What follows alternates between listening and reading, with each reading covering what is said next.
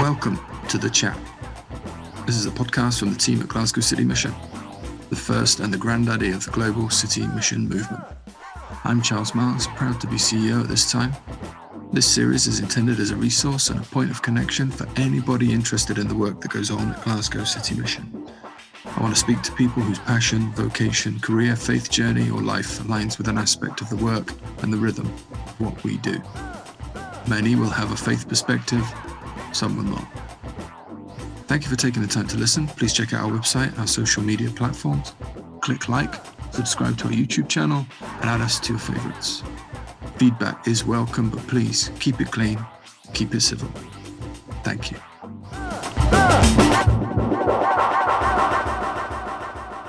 I'm very delighted to have Laura with us today because Laura is one of our team.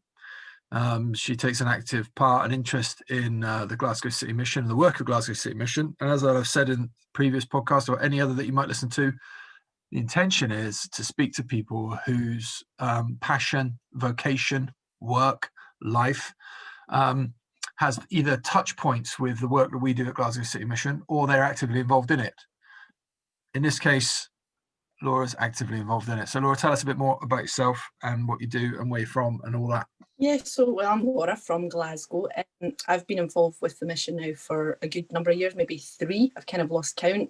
Been involved in a variety of different things, but more recently in the last year or so with the Children and Family Centre, specifically around fitness. And I think for me, that's something that obviously we're here to talk about today, but fitness is a real passion of mine. And so it's just so great that I can kind of share that with the women that are involved with the Children and Family Centre. That's brilliant. What were you doing before with the City Mission before? I remember you from when we met. I just started when you first started, in fact. So, and that was at the city centre in Crimea Street and our base there. And what were you doing in and around Crimea Street at the time? So I've been involved in the Urban Project. That's where I started off initially when I felt God kind of guide me to come and volunteer at Glasgow City Mission. I started off actually with the art class in the morning. So I was there first of all, and then that kind of just gradually merged into Urban, which then kind of took over from the art class in the afternoon. So I'd kind of spend the whole day on a Friday. And I dabbled, if you can say that, I dabbled in a bit of outreach. Just really going out on the street and, obviously kind of sharing the love that you find at the city centre, just out on the streets, kind of pouring out and just kind of guiding people to services and things that are available. So how did you get involved in the art classes? I didn't appreciate that you'd got involved in those. I don't really know. I think I used to do art when I was younger, and I think at school. And I think when I first kind of came along, I thought, oh, great, that sounds fantastic. And I think it was just naturally, that's where there was a sort of space of where there was volunteers needed. And in my head, I thought, great, I'm an artist. I'm not an artist.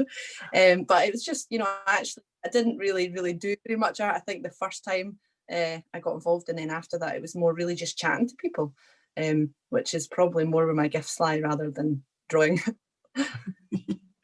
Is that because you're a chatterbox? Yeah, a little bit, yeah. Sometimes I have to kind of, remember to listen. We've got 2 ears, 1 mouth. Listen more than you speak. But no, I love that class and that group. And I think the thing about art, as well as fitness, is that it can actually take down barriers, because while people are drawing, I find that myself, like while people are drawing or painting, you're not having that direct kind of face-to-face conversation. I know myself having conversations with people, and even now in the fitness, kind of going running with someone, it just helps to kind of actually, I don't know, the conversation seems to always flow better. And it kind of almost removes barriers when people are kind of doing something, drawing or painting. And actually the people who come and do the art, they're so passionate about it. And some of the artists that are at the art class with Gordon, if Gordon's still doing it, are just brilliant. They are really phenomenal art. Yeah, they are. Shout out to Gordon, if we can do shout outs. Is shout outs a thing? Yeah. Yeah, shout out to Gordon. Our resident professional artist. Yeah, he's great. And the work he does and everything with everyone on a Friday is just fab. So I've always loved, and I miss that team because I'm not there anymore, but yeah, just such a nice place. And like I said, just those barriers just are removed and people can just really talk. And I suppose be honest and be truthful, and there's real connections made in that space. That's great. So it's a connection thing, but it also means then that people, so what you've just hit something that really strikes me about raising my kids is that my son, if I want to talk to my boy, we have to go for a drive, because he then knows I've got to watch the road. I'm not looking into his eyes, and he's more likely to talk to me while I'm driving than at any other time.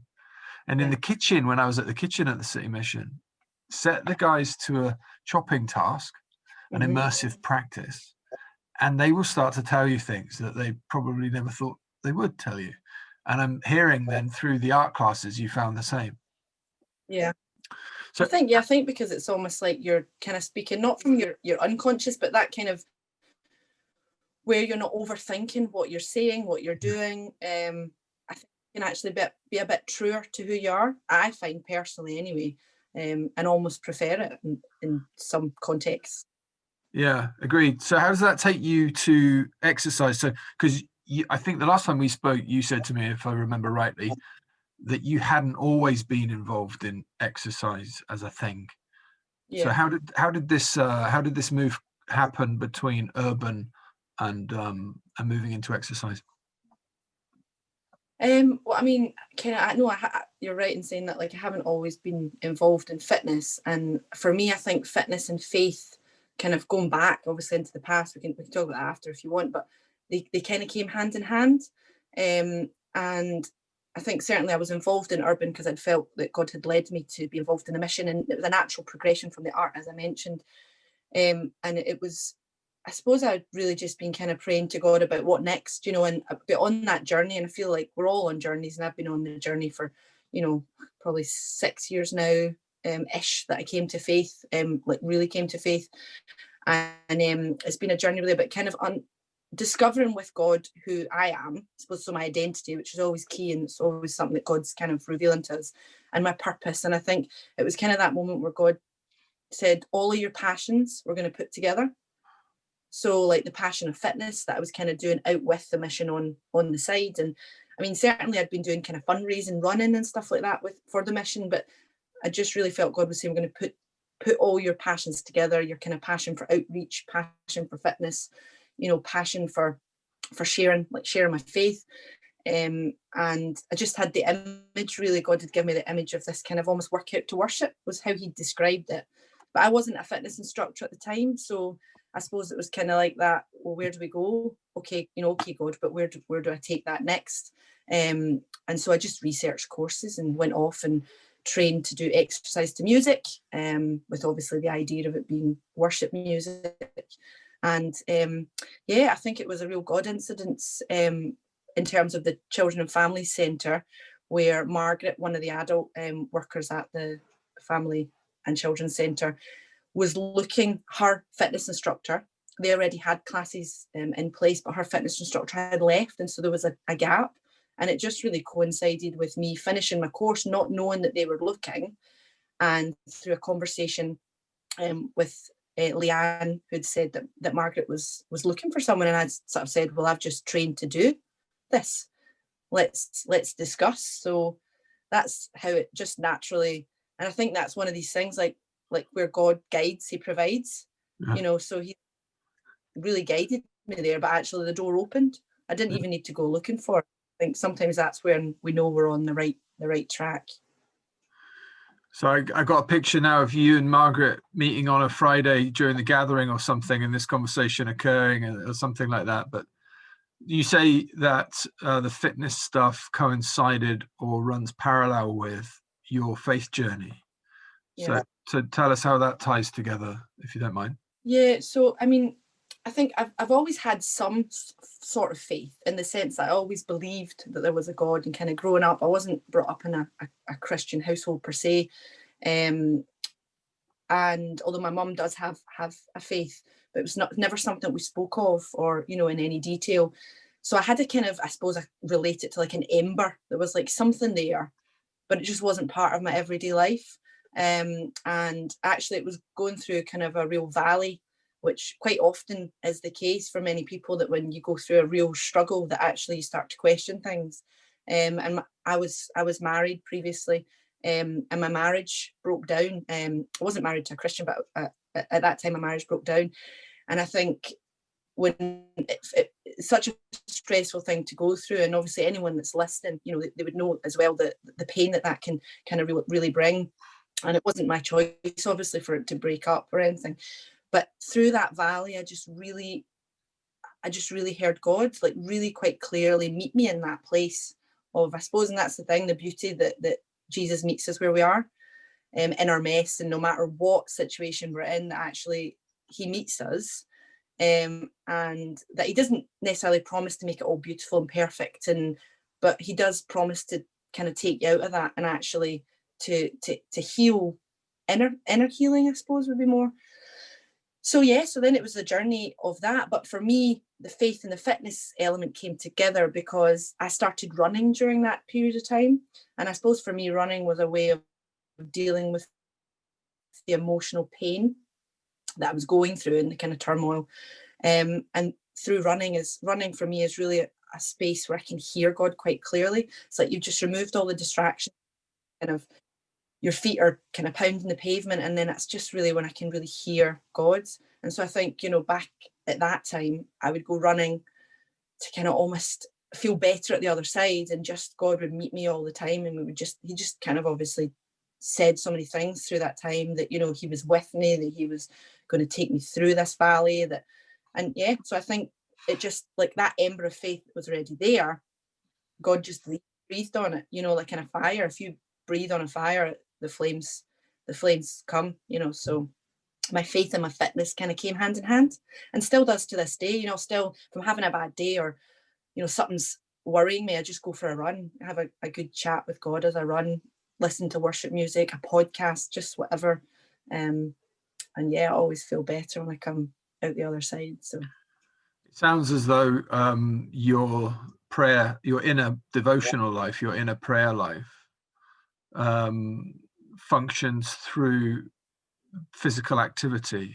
So it's in the rhythm of the synchronicity of maybe the legs, the heart, the lungs, and you hit your rhythm, and then you're able to access that thing that I would call, that's your prayer time, it sounds like to me. Would you see it like that? Yeah, I mean, I think I find it, you might find this hard to believe, but I find it hard to sit still. So for me, like, praying still, although I do it, don't get me wrong, I do pray quietly as well, but I think, I do kind of almost need that real action, like that movement almost. Yeah. It just helps to channel my mind. And I think as well, there is that kind of, I suppose, in the society now, we talk about mind, body, soul, and actually in the Bible, you know, it talks about mind, soul, spirit, you know, that actually there is more to us than just a physical kind of aspect. But I do think there is an element of where they're all entwined. Mm-hmm. And, you know, I suppose being made in God's image, in Genesis, it says, you know, make man in our image. And, you know, that whole kind of God, the Father, the Son, the Holy Spirit, that kind of three, the Trinity. And I think there is that element to us, that we're, you know, there is more to us than just, and actually when I kind of intertwine all of them through sport and fitness, I feel that that's where I get my best prayer time, or when I hear the best. Yeah. When I kind of silence everything else that's going on. Well, a lot of people would refer to prayer as, well, people who have and do refer to prayer as actually listening to God. That's what prayer is. It's listening, hearing God. And so most people are in the way that you quickly address the fact that you didn't want to be judged on the I do quiet time, because it's almost as though quiet time is the thing that we're expected to do. But actually, in truth, everybody's very, very different. You're very centered in your body through exercise. It seems appropriate to me that God would become more clear to you when you're very much undergoing an activity. I was talking to an artist. When he's immersed in his art, that's what he does, because he's called to his vocation, and he's given himself over to his high calling, and that happens to be art. And it's through his art he accesses the divine. That's where prayer happens for him in the truest sense. It makes a lot of sense to me that somebody like you, because I'm the same, I'm hopeless at doing stillness. Actually, no, that's not true. I find stillness in doing. Yeah. That's when I am able to be still inside. So it resonates with me very much, what you're saying. So how does that become a form of ministry for you then? How does it go from being, I'm running and I'm hearing God, to I think this is something that is going to become ministry? Or did you not have a deliberate thought like that? I think I've never necessarily had a deliberate thought of how do I put this into ministry, or how do I, and to be honest, for me, it's always really just a surprise what the next step's going to be, because I feel like it's always in that moment.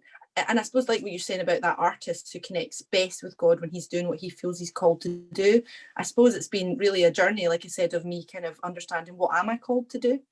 And for me, actually, when I was growing up as a child, I was hyperactive. So I was what you might call these days a spirited child. My son's also a spirited child. That's just a side note. But for me, my energy was always actually a weakness growing up. Like it was actually a challenge, challenge for my mum, a challenge for my teachers. It was just, you were never able to kind of contain my energy, and my son can be very similar. And I think that's what's so great, is that what was a weakness, actually, like God always, uses, in our weakness, he is strong. Yeah. And I think that's, our weakness and our strengths always lie quite close together. So like what could be a weakness in God's hands is actually a strength. And I think it's just been that journey where God's just been speaking to me about that.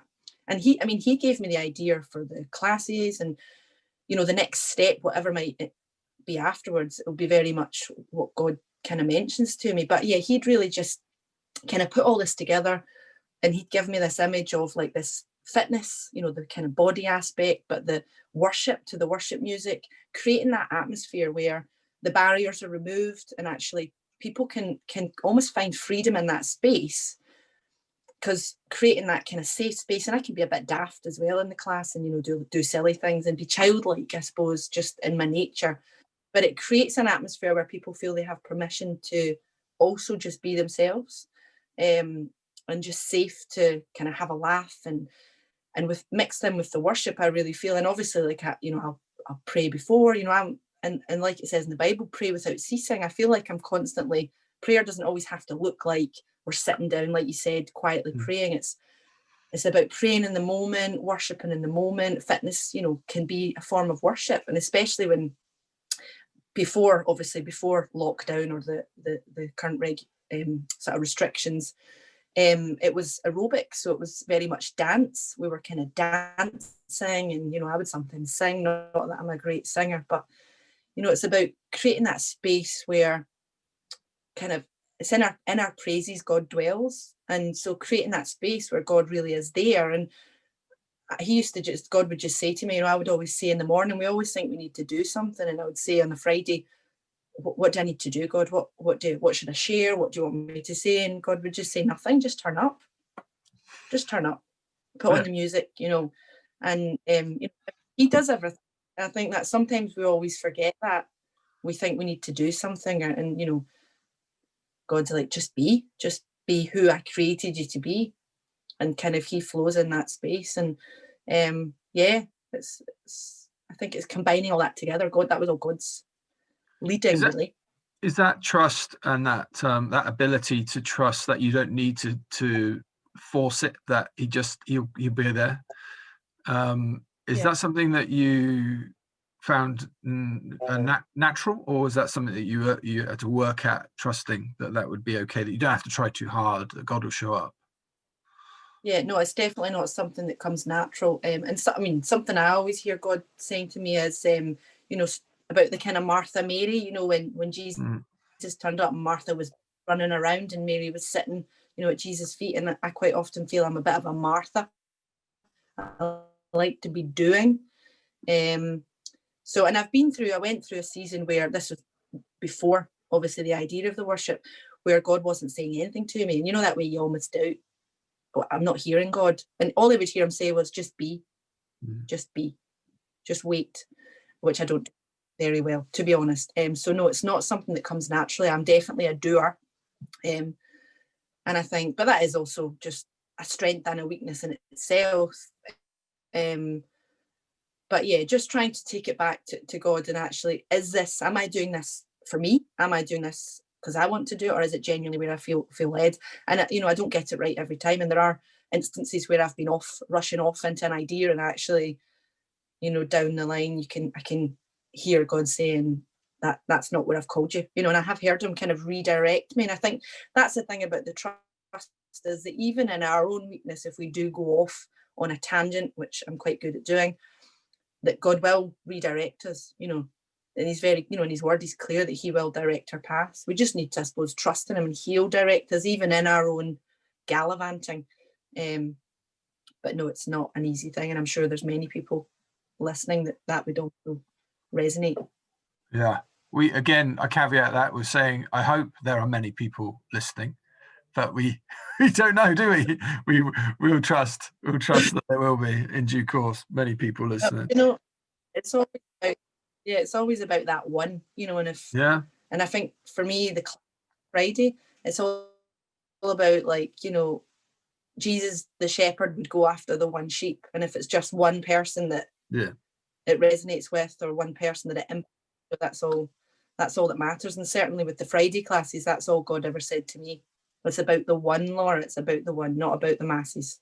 Yeah. So, well, let's assume then that there are people that have dialed in and listened to these things and this conversation, and they're listening to Laura, and Laura's inspiring them and blowing their minds, because what Laura's doing right now is speaking so eloquently and so casually about the fact that God speaks to me.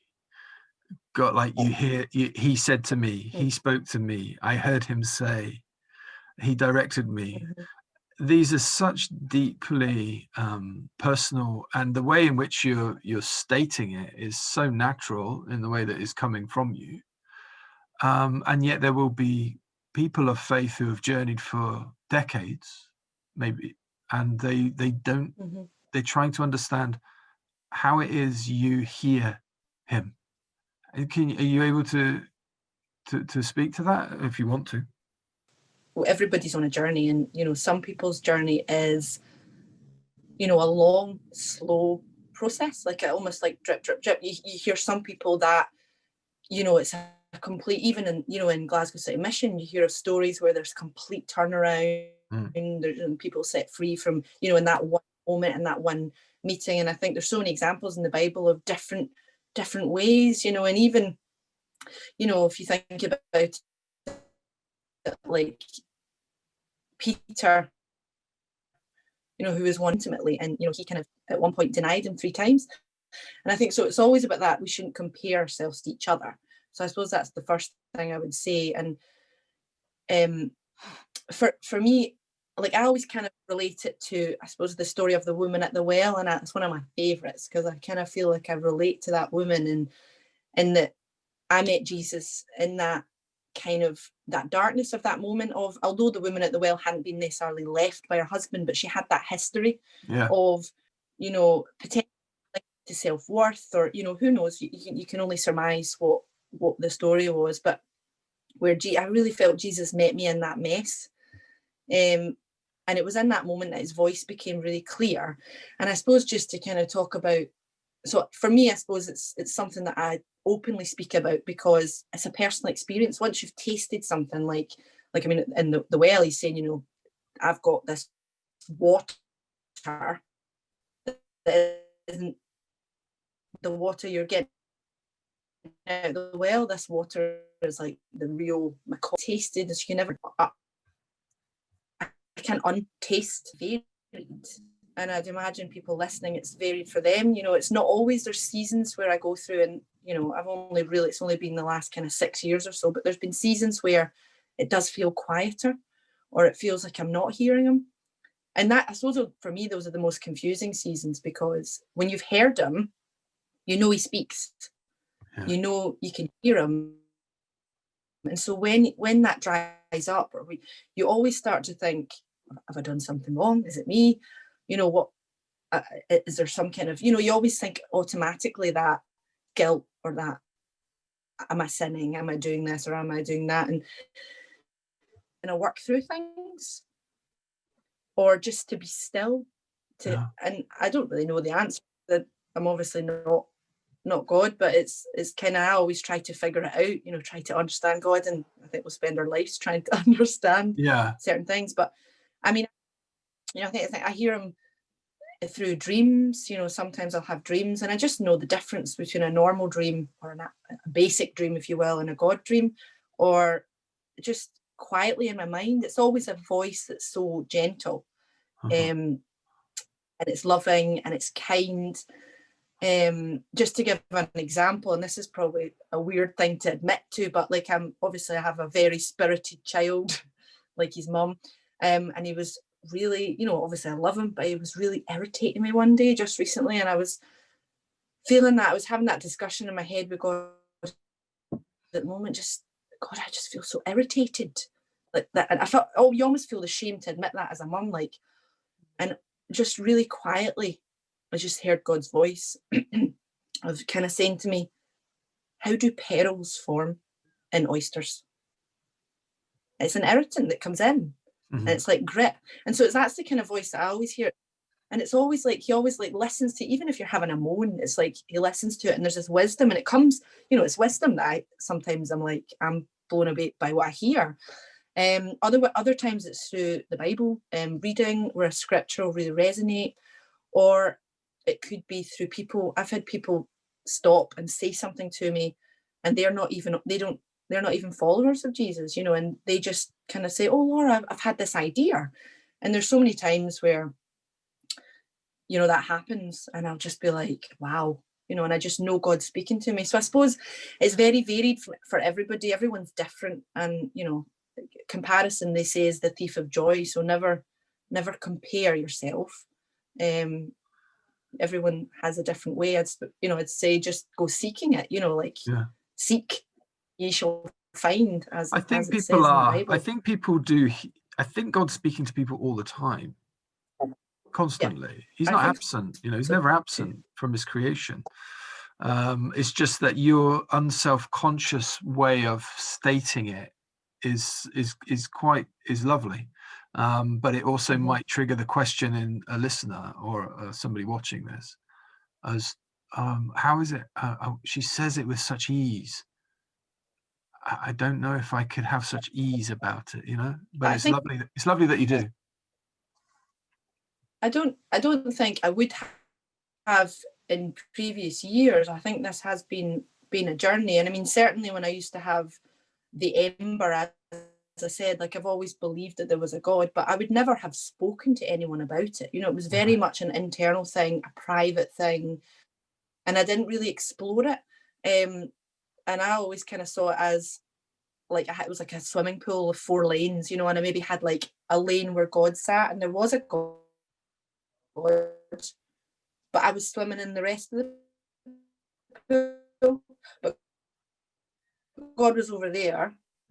Whereas I think when I really came for God, and I had everything planned out, I knew where I was going to be in 5 years, 10 years, 20 years, married, I was going to have this many children and all the rest, and then boom, like one of life's curveballs. And some people have worse curveballs, if you want, than others. And I think it's like, or when life gives you lemons, make lemonade. And it was just about, in that moment, I really did meet God. And actually it was like he removed, instead of him removing the curtain, he removed the swimming pool lane, and it just filtered. And for me now, I just can't separate the two. There's no, even at work, I'll openly, I'm very open about my faith, and it's a very secular, my actual other work from Monday to Thursday is a secular world, corporate world. And for me, it's just part of who I am. It's very much built into now every cell.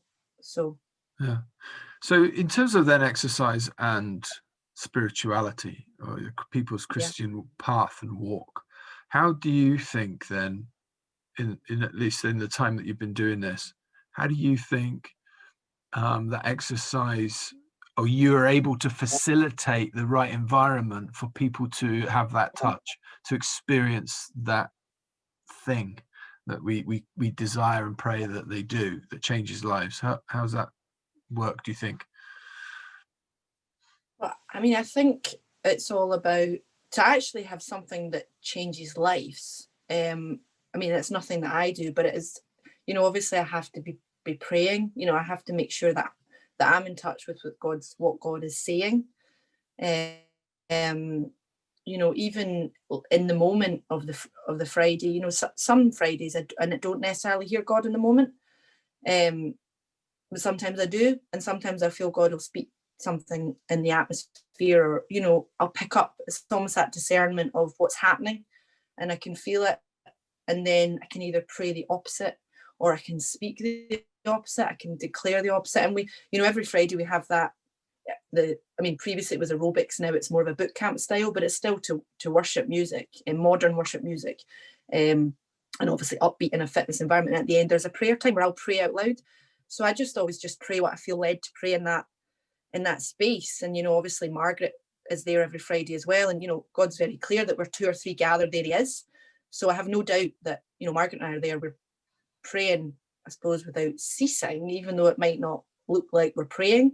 Yep. And it's all about, just like God said, just turn up,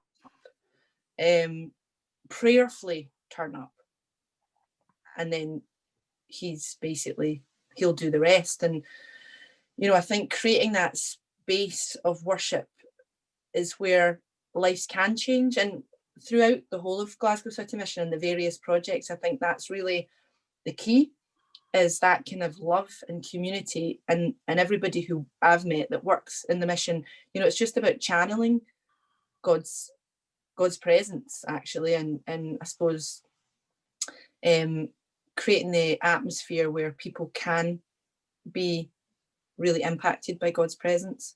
And I think certainly when I had gone to sign up to do the exercise to music, God had kind of used the word chains, and not just chains of other people, but chains of myself, of that while you dance, that was what he kind of said to me, while you dance, chains will fall. And that can be my own change. We all still have things that we're working through on our journey. He promises to continue that journey with us until completion. And I think it is just in that space where you're free and you've removed the barriers, not just between you and someone else, but actually in that space. It's almost like you're taking a drive with God. When you're in that space, like you said, with your son, that you're in a car with your son driving. It's like when you're in that fitness or that artistic zone or whatever, it's like you're in a car with God. It removes the barriers, and I think sometimes it removes the barriers that we put in place. And even within churches, or quite often we put God in a box.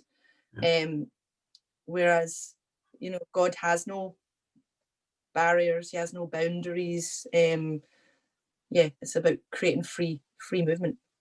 So there's something very definite I'm hearing anyway. There's something very definite, you think, about how intentional you are when you bring this period of worship and expression and physicality. When you bring it, you're bringing it intentionally, in that then everything that you're doing is like a prayer being sent up. Is that right? Yeah, definitely. And I think, creating that environment of worship, and the songs that I choose, like all the playlists for each kind of aerobic session, I would change each playlist kind of every 3 months or so, or 2 months, 3 months. Even the playlists, I really play the songs that I feel are the messages.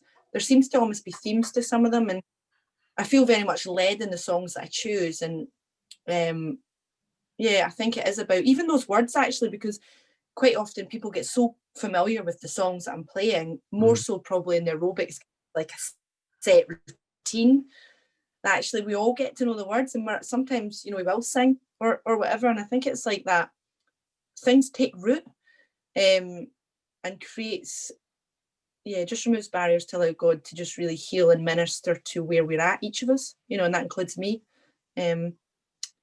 So we all have things maybe from our past, whether it be baggage or whether it be wounds, false beliefs. Each of us have something that every so often God can unearth. And I don't think he doesn't do it all in one fell swoop, although for some people it can be that boom moment where It's a big But it moment, but can be a it's gradual not thing. all done at the same time. Yeah. Yeah. Um, It's a process, It's right? a continual, yeah, yeah, it is a process. And I think there can be some people, I mean, I've had roots that have been from maybe my childhood and experiences that I've had in my childhood that have taken place and related to that kind of self-worth. And that's been something that I've been working through with God over the years. And, you know, every root produces fruit, you know, in your life. So it's kind of like sometimes God just takes little bits of the kind of where that is, but you can do it over many years of uprooting wounds that can have been there for a very long time. And yeah, I think he's definitely patient. It's a gradual, gentle process. Yeah. Although sometimes we would like it done immediately, you know, just take it out. There's the way we want it done. Then there's the way he Yeah. wants it done. Then there's the way in which we're opposing him, but we don't even know it. Then there's the way in which we're not actually looking at the arenas in which we are damaged or broken or are resisting God, and we're not even self-aware enough. So there's that whole period in discipleship of coming to an awareness of the areas that up till now we were unable to see of ourselves. Then we can offer it up to God if we're courageous enough and say, Lord, take this thing and redeem it and give it back to me. And then you end up becoming a woman who has a ministry out of her pain, which is rejoicing and to music and physical activity. Is incredible. So how does your church community, are they aware of this, what you do with the Glasgow City Mission? Are they conscious of what you do? So I've been in the last year, so actually it was about a year ago, I'd heard God say to me it was time to come. So I'm in a church at the moment, but I'd been in another church for quite a number of years, 5 years, and I'd felt God had saying to me, it's time to come out. Like my church isn't to have walls, was kind of what I kept hearing him say. So I just felt I was to leave and kind of went around different churches looking to where I was to go. So my old church are very much aware for lockdown. Some people are aware, like my house group. So I'm in a house group, but obviously with us being virtual, you're only really, well, in my church, I'm only seeing maybe a smaller group within the church. But ironically, I didn't realise that nobody's churches would have walls. And I thought it was just a message for me. But my church at the moment, my small group are very much aware. Out with that, I'm not sure how much is known, to be honest. I suppose it's something that, but my old church. So you've not got direct you've not received a direct kind of commissioning or encouragement, particularly into this arena. This is a journey between you, God, and the Glasgow City Mission primarily. Yes. Yeah. Wow. And I mean, I feel like for me, the church that I love is actually Glasgow City Mission. For me, Glasgow City Mission is also a church, even though I do attend a church on a Sunday. For me, like, I love the gathering, and I'm still attending, obviously, virtually at the moment. Virtual church in general, I just always feel like I just want to see people, you know, and be there. But I love the gathering, and I love that it's people from all walks of life, all different cultures, backgrounds, and I think it's just the gathering is, for me, is just absolutely fantastic. It's beautiful. And yeah, so for me at the moment, certainly, it's just me, God, and Glasgow City Mission. Wow. And it raises an issue actually for me to think about, the privilege of the job that I've got, and the very diverse ministries and fields of effort and endeavor that go into the Glasgow City Mission. And I'm conscious of the fact that for many people, they have a community at Glasgow City Mission to which they feel that they belong, where they feel that they can be themselves, where they have been given the consent to be themselves and to not be ashamed and to be seen as a human being and to be heard. And it has created an environment where staff, volunteers, and guests probably would see the City Mission as their primary faith community. which is actually a bit problematic because we try not to be a church. We want people to plug into churches, but my experience to date is that churches actually don't, although they would want to, not many of them are well equipped to deal with the grit in the oyster that that we do as a day-to-day thing, you know. So yeah, you're not alone in that for sure. What do you think we could do in the churches to make Glasgow City Mission more of a servant of the churches rather than become a church of its own? That's a really hard question. I know, sorry. And I'm not really entirely sure how. No, that's a big question. How to fix the world. No, I don't know. I mean, I think where Glasgow City Mission does it so well is I think it's the love. I think it's the acceptance, and I think it's the, like, you feel that you can be in that space no matter what, you know, whether you are, you know, going through something, whether you have addiction, whether you are divorced. You know, I think that the D word in church is always a prickle, and I feel like when I'm in Glasgow City Mission, I can just genuinely just be me. I don't ever feel that there's anything I need to hide. Not that I would ever hide anything within other churches, but I think sometimes, and it's obviously being careful because it's not the case with everyone, but sometimes we always try to put on our Sunday best. And I don't mean our clothes, but I mean sometimes we try to put on our best face or our best, you know. I think as a Christian, once you are a Christian, or if you've been a Christian your whole life, you have this pressure on you that you need to be doing it. You need to be wet, you're feeling good. You need to be, you know, joyful. You need to be peaceful. You need to be, you need to kind of show the world that you've got it all together. And actually that's not really what it's about. I mean, church, you know, Jesus was very clear that, like, when he was hanging out with the tax collectors and whoever else in the day, the prostitutes, he was very clear that the church was for the sick, you know. And actually we all need some form of healing, you know. Nobody's perfect. And I think, you know, for me, and what I'm seeking, I suppose, in the journey of where I've been looking at churches and things and where I'm at now, is a place where people can be real and do community and actually care for one another and look out for one another. And you know, I think that's been a real journey for me as a solo parent, you know. And then, you know, obviously as well as the experience of being a single person in church, it can be quite tricky.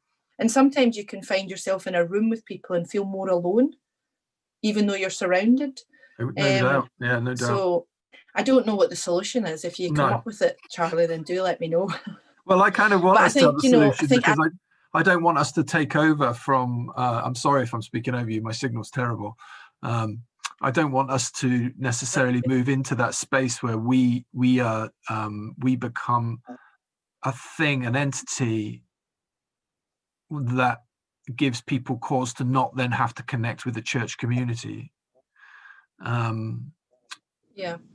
Because the ambition is that we serve the church. Yeah. No, I was going to say, I think the thing that differs between Glasgow City Mission and a lot of churches, not all churches, but is that, I mean, Glasgow City Mission are completely outward, like outreach focused. Yeah. It is, you know, outreach. Like you said, you have the worry that, you know, it shouldn't replace a church because it's not inward, you know. It's not all about church Sunday. But I think that's the thing. I think, like, as disciples, we are called to be out, you know, to be out, you know, with the hurting, with the broken, with the widows, you know. That's really where we're called to be. I mean, obviously you do need filling, and you do need to be in that community and that prayer support as well. But I think I think that's where, for me, certainly I've got a real heart for outreach. And I think that's where I really feel like Glasgow City Mission, my heart aligns with the heart of Glasgow City Mission, if that makes sense. Yeah. But there are many churches that do loads of outreach, and I suppose it's just about, you know, how do we do outreach well? And I can't remember the name of the book, but I was reading a book more recently, I think it's called This Is Church or something, and it's talking about the kind of newer churches that are, like, even some churches that blossom in bars, you know, and people turn up and there they are, you know. And in the community, where are the people that, you know, are don't know Jesus? Because everyone in church has heard of Jesus, so where can we look out with? And it doesn't necessarily mean we've all got a calling essentially to share that, but it doesn't necessarily mean on a massive wide scale. We're not all, you know, necessarily big evangelists, but it could just be sharing it with your neighbor, you know, sharing that good news for the one, you know. I think it's the one around you that you feel you could share that with. Yeah, I did pose a pretty big question there. I just I'm intrigued as to what it is that we are doing and what it is we offer in terms of connection and humanity and outlook, etc., that people just are thirsty for, hungry for, and they're not able to find in the traditional settings. And I think that as somebody as a minister and as somebody who preaches and somebody who's aligned to the Baptist Union of Scotland, I've seen many churches and I've stood in front of many churches, and it's a question that they are asking themselves. I hope they should be. Yeah. And it's a question for our times in terms of how this faith of ours is expressed and finds meaning. So we'll not try and deal with that now. I want to ask you another question though, if I can. Sure. And it's about the fact, well, a lot of people may not know, well, they don't, and again, the point of this is that people won't know how much we do at Glasgow City Mission, the different stuff that we do, the incredible array of activities and interests and skills. But one of the things you've touched on is that you've had contact with our Crimea Street City Centre building and the ministry there and the outreach. But now you're connected to Govan and Lint House, which is where our Child and Family Centre is. Some people won't even know that we've got a Child and Family Centre down there, but that's been a ministry that's been busy and active for us, doing early years intervention and a whole family work for, 40 years or more. How do you find the two settings? Do you feel that they're very different? Are they connected? Do you feel that there's a commonality there? Well, tell me about what your experiences of that.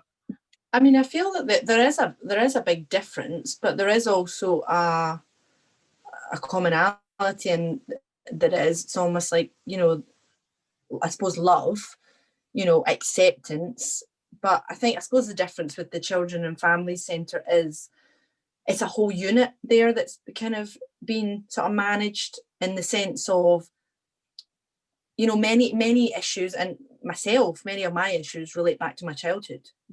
You know, and I think it is so key that actually, like you said, that kind of almost, creating that space where children can feel love and acceptance, whether they're potentially not having it at home, or whether, you know, bringing the mum and the dad in, and it's a whole kind of family participation within there. I just think it's just such a great place, and, you know, creating a safe base for children. And I think, you know, in many areas in Glasgow, you know, there are children that do have hard, you know, upbringings and experience a lot of really hardship from a young age. And I think if you can interact with that and at a younger age, both providing help for the parents, because it's not necessarily their fault either. It's potentially what they've grown up in, and that it's been replicated. It's maybe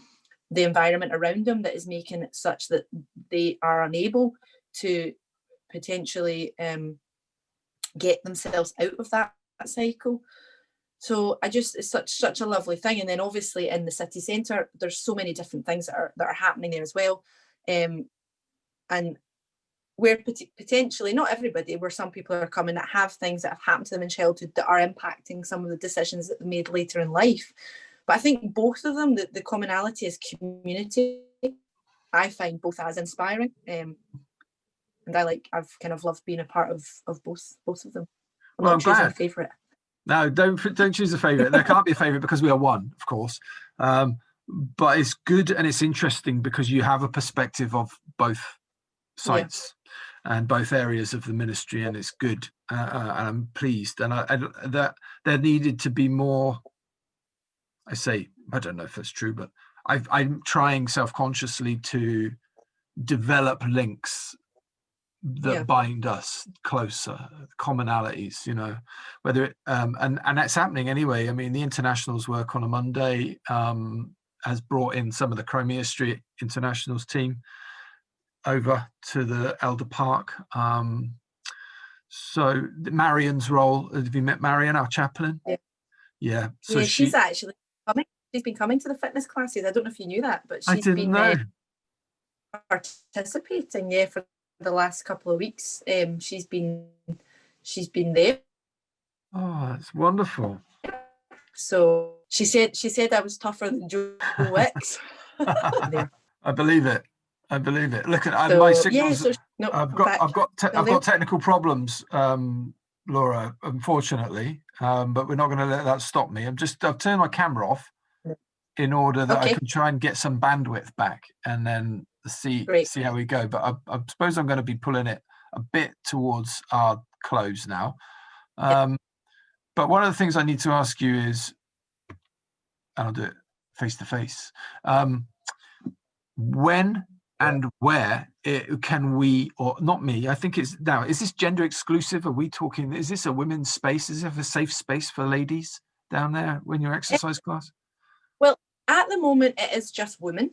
It always has been women. I think it's just natural. We have had a couple of men come in and go out. So it's never been, we've never said that it's just for women.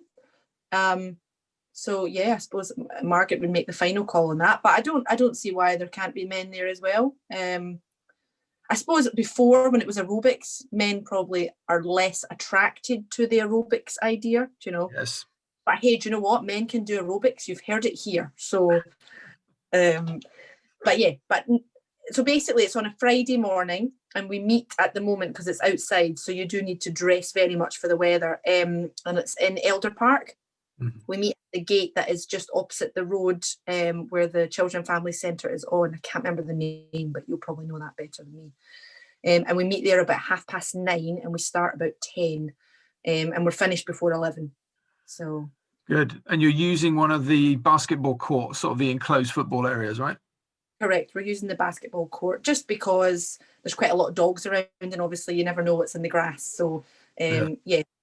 And more recently, actually, I had a friend donate mats. So because obviously the environment we're in, previously when we were in a church building, using a church building, but at the moment we're outside, and I'm giving out, she's donated a whole load of mats. So everybody gets their own mat, cleans it, and they can bring it back every week. So you don't have to touch the floor.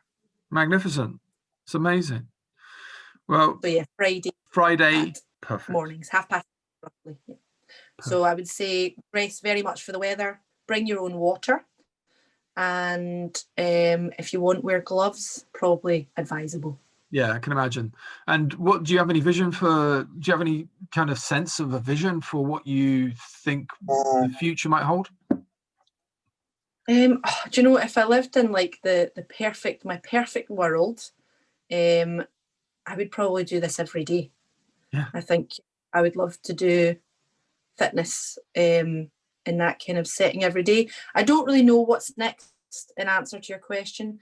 I suppose I'm praying that through. I do think that, you know, I think God's definitely taking it on a journey. So watch this space. But yeah, if I could share that passion and create that elsewhere and more often, then yeah, I would sign up for that. But it's, you know, obviously working Monday to Thursday and parenting and all the rest, sometimes it's just we don't have time. So it might not be a right now project, but it's definitely on my heart to expand.